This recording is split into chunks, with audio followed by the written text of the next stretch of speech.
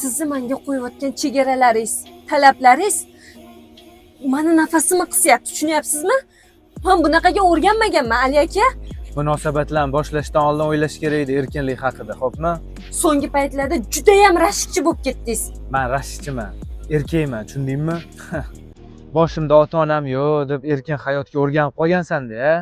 Ota-onamni nimaga bu mavzuga aralashtiryapsiz? Boshlamagin endi tragediyani. Yetim o'sgan bo'lsam ham o'zimga to'g'ri bo'lganman. Qing'ir qiyshiq yo'llarga kirmaganman. Qaysi yuz bilan mana ota-onamni gapiryapsiz?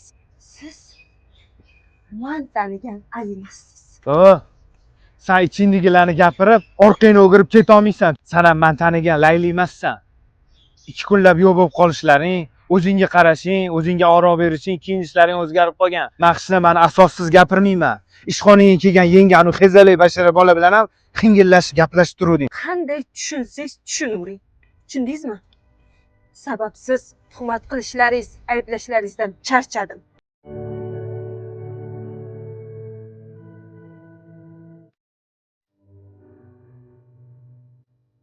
Ertaga yuborgan manzilimga keling, Ali aka. Sizga syurprizim bor.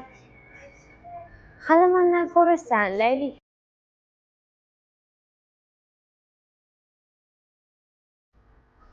Kim yubordi bu SMS-ni?